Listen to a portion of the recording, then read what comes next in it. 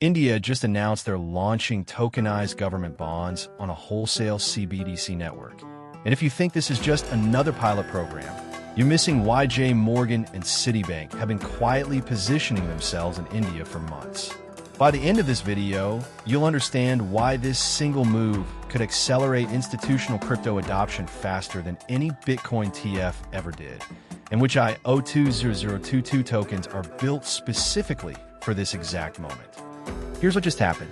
India's central bank confirmed they're moving forward with tokenizing sovereign bonds using their wholesale central bank digital currency platform. Not a test, not a maybe. They're doing it. This is the first time a major economy is putting actual government debt on blockchain rails using a CBDC backbone. Indeed, the timing? It's no accident. India has been running their wholesale CBDC pilot since late 2022, but it was mostly settlement between banks, boring back-end stuff. Now, they're taking the next massive leap. Tokenized bonds. These are government-issued securities that can be traded, settled, and cleared instantly on distributed ledger technology. What used to take 2 to 3 days for settlement, done in seconds. What used to require mountains of paperwork and middlemen, automated through smart contracts. But here's the detail almost everyone missed, and I promised I'd come back to this. India didn't choose just any blockchain. They built this on a permission network that's specifically designed to connect with O20022 messaging standards. That's the global financial messaging system that's replacing WIFD.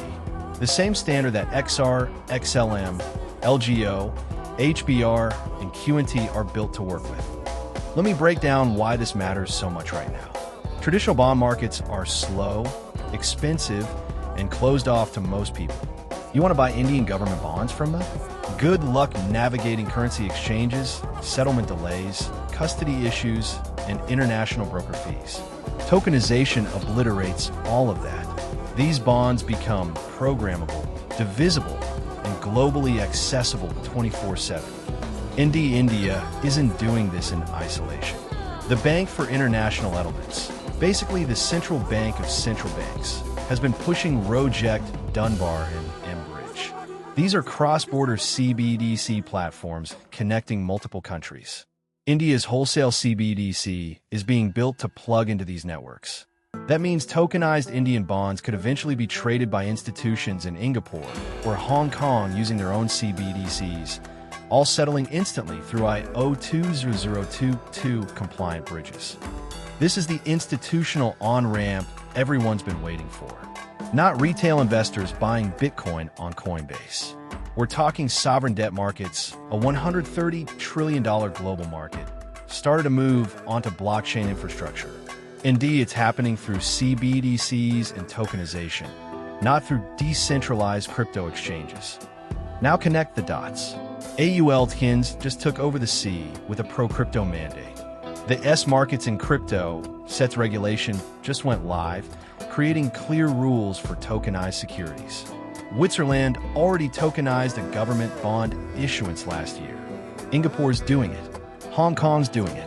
The infrastructure is going live across the world simultaneously. This is exactly what O20022 tokens were designed for. XRS on-demand liquidity, tellers anchors, and tokenized assets. Legorin's co-chain architecture for institutional use.